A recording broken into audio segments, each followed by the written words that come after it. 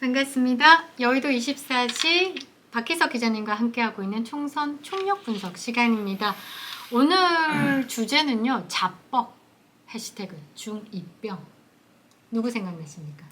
너무 많습니다. 근데 그럼 조금 약간 줄여볼까요? 어렵습니다. 네. 조금 줄여볼게요. 네. 대한민국 국민의 영린을 건드린 자녀 입시 위조 사기범. 내로남불의 아이콘 조국. 예. 네, 조국에 대한 이야기를 해보도록 하겠습니다. 이게 비상식, 상식적이지 않은 걸 떠나서 정상적이지가 않다라고 이야기를 하는 게 맞지 않을까. 징역 2년 2심에서 징역 2년을 확정받았고, 뭐 본인은 대법원에 이제 상고한 상태다라고 얘기하지만 대법원은 법률심이죠. 일반 국민 같으면요 90% 이상 그냥 확정으로 갑니다. 그러니까 완벽하게 뒤집어질 증거가 없다면. 그런데 이 사법부가 이제 무게를 좀 달리하고 있다. 일반인과 어깨 뽕 들어가 있는 사람, 그 다음에 돈이 좀 있는 사람, 권력을 가진 사람. 그래서 사법부가 이제 무게를 재고 있지 않냐. 일반인과 똑같은 법의 잣대로 좀 대해달라. 이런 불만을 가진 사람들이 조국에게 손가락질을 하는데 조국 지지는 27%까지 터졌습니다. 이 상황에 대해서 어떻게 생각하십니까? 네, 뭐 이해가 안 되는 상황이죠. 그리고 이게 왜 이해가 안 되느냐? 아까 말씀하셨지만 뭐 아까 뭐라고 하셨죠? 입시 비리. 이거 말씀하셨지 않습니까? 위조 사기범. 여러분들 우리나라는 일단 자원이 없습니다. 자원이 없기 때문에 국민 대다수가 뭐 이렇게 땅도 별로 없고 그 땅이 뭐 쓸모 있는 땅도 아닙니다, 사실은. 그럼 뭡니까? 다들 공부를 해가지고 그 공부를 통해서 사회에 진출해서 자리를 잡는 거 아니겠습니까? 그러면 결국에는 이 대학 입시라는 게 어떻게 보면 그 인생의 향방을 결정하는데 가장 중요한 분기점이 될 수밖에 없다. 이런 평가를 내릴 수밖에 없습니다. 그렇죠. 그런데 이게 불공정하다. 이게 왜 불공정하냐? 있는 사람들이 자기들 인맥과 자기들 돈을 이용해서 자기들 기회를 이용해서 자기 자녀들한테 이렇게 위해서 불공정으로 이렇게 입시를 하고 그 다음에 그 뒤에 진로 지원까지 해준다? 이런 나라가 되면은 뭐 어떤 사람들은 살기 좋을 수가 있겠지만 우리 국민 대다수는 그 밑에서 옛날 조선시대처럼 또는 조국이가 얘기한 것처럼 가재, 붕어, 개구리로 살아야 될 수밖에 없습니다. 그러면 가재, 붕어, 개구리인 사람들이 지금 조국을 지지하는 이유가 뭡니까? 이게 정말 조국을 좋아해서 지지하는 겁니까? 아니면 어디에 속아 넘어가서 지지하는 겁니까? 저는 이게 이해가 안 된다 그겁니다. 그러니까 저도 지금 대한민국의 이런 현상에 대해서 이해를 못한다. 그래서 지금 또 한 번에 조국의 강을 건너고 있다. 세대 간에. 왜냐하면 2030이 이 불공정의 아이콘, 이 조국을 지지하는 40, 50 세대들 를 이해를 못하겠다. 그래서 그들이 이야기하는 게 우린 또다시 조국의 강을 건너고 있는 것 같다. 아무리 세대 차이가 있지만 그래도 그 4050 조국을 지지하는 4050에게는 도저히 이해라는 것조차 할 수 없다. 지금 이게 이 조국을 보면서 20대들이 어떻게 반응을 하냐면요. 넷플릭스 보고 있는 것 같다. 이게 어떻게 이런 사람이 유력한 정치인이 될 수 있다는 말인가. 근데 그렇게 보면 맞아요. 이게 지금 세상이 조금 이상해지고 있다라는 생각이 들더라고요. 그 4050 말씀하셔서 그러는데 이제 저 40대입니다. 40대인데 이제 거기에 이제 묶이게 돼서 상당히 좀 기분이 안 좋긴 합니다만 왜 그런지 모르겠습니다. 여러분들 요새 저출산 얘기하지 않습니까? 그러니까 정말 요새 정말 이제 많이 나면 한 2명 낳고 1명 낳고 보통. 맞아요. 그 이제 그마저도 이제 못 낳거나 안 낳거나 이런 사람들도 있지 않습니까? 그러니까 그만큼 자식이 옛날에 비해서는 옛날에 뭐 5명, 6명 이렇게도 낳지 않습니까? 10명. 제 친구는 아니지만 제 초등학교 동창 중에 누나가 9명인 애도 있었습니다. 최고인데요? 그래서 걔까지 포함하면 총 10남매였는데 그런 적도 있었지만은 지금은 많아야 2명이지 않습니까? 근데 이런 자식들이 이제 가장 그 고3 때 뭐 앞으로 남은 그 인생을 결정하는 그 대학 입시 또는 그 대학에 진학하고 나서 또 그 과정에서의 여기에서 불공정이 개입을 한다? 여러분들 이거 분노해야 됩니다. 2019년 조국 사태 때 분노한 이유가 뭡니까? 다 그런 것 때문에 우리 사회에서 가장 민감한 부분을 가장 직접적으로 건드렸기 때문에 분노했던 거 아닙니까? 근데 그때 그 분노를 느꼈던 사람들은 지금 다 어디로 갔냐 그겁니다. 그러니까요. 제가 다 어디로 다 이민 갔습니까 지금? 그러니까요. 지금 3월 셋째 주에 리얼미터가 지금 밝힌 걸 보면요. 조국 혁신당에 27.7% 지지를 보내고 있어요. 네. 이거는 어떤 건지 해석을 좀 해보니까 민주당 입장에서 당은 민주당을 지지를 해봤으니까 민주당을 찍는데 민주당의 호남 좌파 숙청에 불만을 품은 기존 호남인들은 조국을 지지하지 않나. 근데 조국이요. 조국은 강남 럭셔리 좌파예요. 그것도 영남 좌파예요. 그런데 저는 이 호남인들이 조국에게 또 지지를 보내는 것도 이해가 안 되더라고요. 그 조국이 네. 요새 부산에 가서 또는 네. 이제 언론사하고의 전화 인터뷰 이런 걸 통해서 네. 부산 사투리를 씁니다. 저는 뭐 따라할 수가 없는데 뭐 오늘 또 뭐 기사 제목을 보니까 뭐 치아라 뭐 이렇게 했다고 합니다. 아유. 네. 그러니까 이런 것들이 조국이 부산 사람들이 조국이를 뭐 자랑스러워할지는 모르겠습니다만 조국은 그걸 지금 강조를 하면서 이제 부산 표까지 자기가 흡수를 하겠다. 지금 이런 지금 노림수가 아니겠습니까?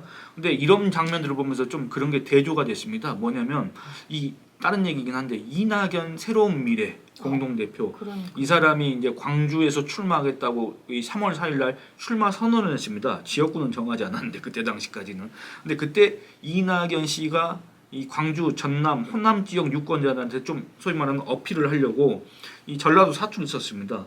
그런 모습들을 보면서 이 사람들이 왜 갑자기 사투리를 이렇게 쓸까? 그런 것들이 너무나도 어떻게 보면 비굴하고 초라하고 좀 그렇다.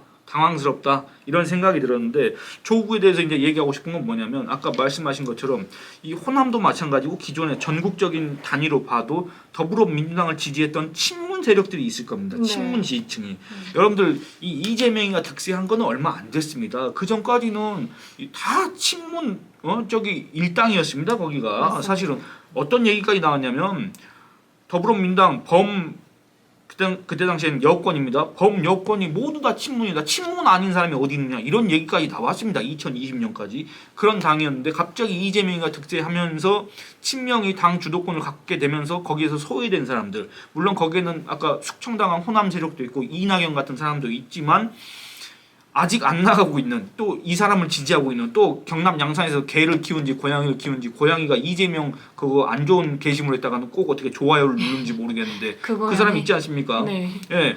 이런 사람들을 지지하는 사람이 분명히 있었습니다. 이 사람들이 어디로 단체로 이민 간 게 아니지 않습니까? 근데 이 표가 이제 이재명이는 너무나 꼴보기 싫다. 원래 이재명과 문재인은 원래 그런 사이입니다. 2017년 대선 과정에서 어땠습니까? 이재명이 문재인을 막 찢어 발겼지 않습니까? 그러니까요. 그런 사이입니다. 그렇기 때문에 이 표심이 원래 문재인을 지지했던 표심이 지금은 조국으로 옮겨갔다. 이렇게 해석할 수가 있겠습니다. 네, 그렇게 봐야 될 것 같아요. 그래서 지금 조국 같은 경우는 네. 본인의 입으로 계속 파기환송을 이야기를 해요. 네. 근데 이재명이 처음에 조국을 봤을 때 먼저 당대표실에 인사도 오고 지민비조입니다 네. 이러면서 강조를 하면서 조금 이재명 아래에 있다라는 느낌을 줬었는데 이게 지지율이 20% 뽕딱 오르자마자 조국이 하는 말이 무소속 그다음에 뭐 그 용해인이 있는 소득 기본소득당 그다음에 뭐 민주 세력과 화합을 할 수 있다. 그러나 민주당과는 선을 긋겠다. 이 말은 공격적으로 해석을 해야 돼요. 이재명에게 새로운 대권 주자로서의 경쟁 상대가 나온다. 이재명이 그 전까지만 해도 이거 징역 2년에 피선거권 5년까지 포함하면 2027년 대선에 못 나와 31년까지 이제 선거권 박탈이야라고 생각했는데 진짜 파기환송을 주장한다면 그것도 가능할 수 있겠어. 근데 또 한편으로는 그런 생각도 듭니다. 그건 이재명과 조국이 다 공통된 입장일 수도 있는데 만약에 이제 조국이 이렇게 소위 말하는 교도소, 구치소에 들어가는 그 시간이 조금 더 늦춰진다고 한다면 그리고 이번 선거가 만약에 국민의힘이 패배한다. 패배하는 것도 지난 2020년 수준으로 패배한다. 이럴 경우에는 아까 그 이재명이가 외친 게 뭐였습니까? 윤석열 탄핵이지 않습니까? 탄핵을 시키면 이 사법부 자체가 올 스톱입니다. 사실은. 왜냐하면 이 사법부나 헌법재판소나 어디나 다 마찬가지인 게 이 정치적인 상황을 고려하지 않을 수가 없습니다. 지금 조국이가 지금 깜빵에 안 들어간 이유도 뭐겠습니까? 정치적 이유 때문에 그런 거 아니겠습니까? 그러니까. 예. 그리고 이재명이 지난번에 구치소까지 갔다가 나온 게 뭡니까? 제1야당 대표이기 때문에 나온 거 아니겠습니까? 이 정치적인 이유를 고려할 수밖에 없다는 게 사법부의 입장이었는데 만약에 이번 총선에서 이재명 당과 조국 당이 다 합쳐가지고 예를 들어서 180석, 190석 이 탄핵선에 가까운 그 의석을 얻는다. 그렇게 될 경우에는 실제로 탄핵을 추진할 수밖에 없을 겁니다. 그래야만 자기들이 사니까. 탄핵이라고 대부분 탄핵을 하면 어떻게 됩니까? 헌재 갔다가 그다음에 석 달 안에 대선을 치러야 되지 않습니까? 그럴 경우에는 이 사람들 깜빵에 안 들어갈 겁니다. 그렇게 정치 환경이 급변할 경우에 그러면 그 기세를 몰아서 그 누가 대통령이 된다? 그러면 이 사람들의 어떤 이 사법적인 이 처리도 불투명합니다. 지금 우리가 예상하는 것과 전혀 다른 방향으로 진행될 수가 있습니다. 이 두 사람 다 살아남을 수가 있습니다. 그러니까요. 그래서 지금 대한민국 우파가 뭉칠 수밖에 없는 이유는 이것도 재고 저것도 재지 마라. 그냥 이 두 사람의 사법 처리를 위해서라도 뭉쳐라. 라는데 정말 뻔뻔하지 않습니까? 이번에 포스터 보니까 그러니까 기가 차고도 진짜 막 토가 나올 정도인데 국민의 미래를 턱 끝까지 추격했다. 지금 국민의힘의 위성정당의 포인트까지도 조국이 지금 치고 들어왔다. 그래서 지금 조국 혁신당 같은 경우는 20석으로 원내 진입을 목표로 하고 있는데 본인의 비례 정당으로서는 불가능할 것 같으니 뭐 용해인의 기본소득당, 뭐 무소속 다 끌어서 20석을 만들어서 원내 진입하겠다. 이걸 목표로 뻔뻔하게 내고 있거든요. 그래서 지금 보니까 그나마 좀 다행인 게 조딸 개딸이 지금 극렬하게 싸움을 또 하고 있습니다. 요게 또 내부적인 총질과 내부 분열이 가장 좀 아프거든요. 요때 국민의힘은 제대로 또 치고 나와야 된다. 지금 총선판이 남은 시간이 얼마 없긴 한데요. 굉장히 1분 1초가 아깝고 다급하다라고 봐야 되는 거거든요. 근데 제가 뭐 이렇게 뭐 직접적으로 얘기할 수는 없지만 저는 네. 이제 관찰자 입장에서 의문이 드는 게 뭐냐면 여러분들 2019년에 조국 사태에 분노했던 분들이 어디 가시진 않았을 겁니다. 분명 지금도 여기 우리나라 땅에 살고 계실 겁니다. 우리나라 국민으로서. 그리고 2022년에 윤석열을 선택했던 사람들이 분명히 또 있을 겁니다. 그리고 이재명을 선택하지 않은 분들도 있을 겁니다. 근데 지금은 왜 분위기가 이렇습니까? 그런데 왜 지금은 윤석열 심판해야 된다고 하는 그런 목소리가 우리 귀에 자주 들립니까? 그걸 한번 생각해 보시기 바랍니다.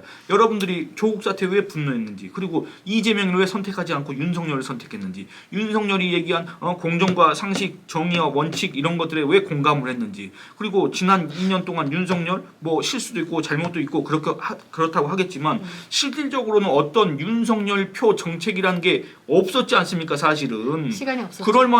그럴 만한 동력 자체가 없었는데, 그럴 만한 힘 자체가 없었는데 대체 그 무엇을 심판한다고 하는 겁니까? 그걸 한번 생각해 보시기 바랍니다. 여러분들 검찰 독재 정권 이거는 한동훈 위원장이 너무나 한마디로 딱 그걸 논파를 해버렸지 않습니까? 검찰 독재 정권이면 이재명이가 지금 저러고 다니고 있겠느냐? 요거 한마디로 끝나는 겁니다. 그러면 윤석열 정권은 왜 심판해야 되는가? 그거에 대해서 한번 생각해 보시기 바랍니다. 그러면 문재인은 왜 심판해야 됐고 이재명은 왜 심판 당해야 하는가? 여기에 대해서도 한번 생각을 해보시기 바랍니다. 내가 지금 생각하고 있는 지금 뭐 이 지지 성향 아니면 뭐 이념 성향, 투표 성향 이런 것들이 과연 나의 생각인가?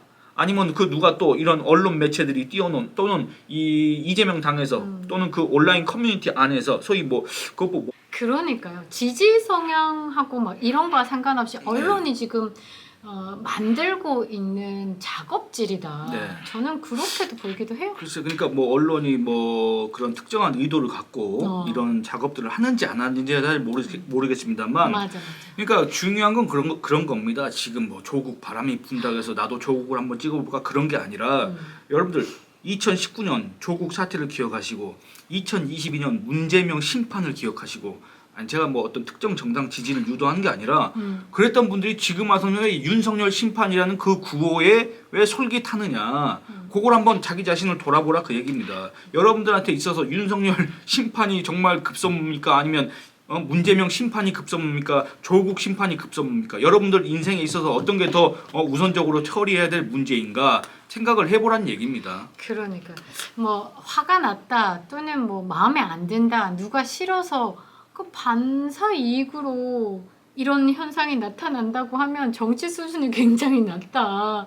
그 제대로 된 판단, 내 미래 세대 그리고 내 삶을 좀 바꿀 수 있는 것에 대한 고민을 좀 해야 되지 않겠냐. 네. 그리고 이제 또 한마디 더 덧붙이고 싶은 거는 네네네. 뭐 당연히 윤석열 대통령에 실망한 분들도 계실 거고 뭐 한동훈 비대위원장에 실망한 분들도 계실 거고 국민의힘 자체에 대해서도 실망할 수 있습니다. 그런데 저는 이 관찰자적 입장에서 관찰자적 네. 입장. 이 국민의힘 지지층이 그런 분들이 네. 그러면 윤석열, 한동훈이 문재인, 이재명, 조국보다 더 싫습니까? 아이고야. 요거를 물어보고 싶은 겁니다. 그러니까 약간 이 국민의힘 지지층이 그런 것들을 지금 약간 잊어버렸던 거 아닌가? 그런 것 같아요. 2022년 대선 때 윤석열을 찍었던 사람들이 그거를 지금 망각하고 있었던 건 아닌가? 그런 의문이 들어서 과연 이 현상의 배경에는 무엇이 있었길래 지금 이와 같은 현상이 지금 나오고 있는 것인가? 네, 그게 궁금합니다. 잘 정리해 주셨는데요. 내부에서 지금 분열을 일으키는 것에 우리가 혹해가지고 막 열이 휘둘리고 저리 휘둘리고 막 이런 식으로 하면서 뭐 좌동원이니 뭐니 또 거기에 또 휩쓸려가지고 댓글 보면 나뉘어져 있어요. 나눠져 있어요. 이게 뭐 하는 짓입니까? 지금 아르헨티나로 급행열차 타게 생겼는데 이런 부분에 대해서 제대로 심판할 수 있는 이번 4.10 총선 제대로 힘을 또 발휘해야 되지 않겠습니까? 이게 진짜 국민의 힘 아니겠습니까? 국민의 힘을 기대를 하면서 이거는 뭐 정당 지지가 아닙니다. 관찰자적 입장에서 완벽히 국민의 힘만이 이번 총선에서 자유민주주의를 지킬 수 있다라고 그건 이야기를 이제 드립니다. 정당명을 말씀하신 게 아니라 우리 국민의 힘. 예. 네, 그렇습니다. 예. 오늘 영상은 여기서 마치도록 하겠습니다. 감사합니다.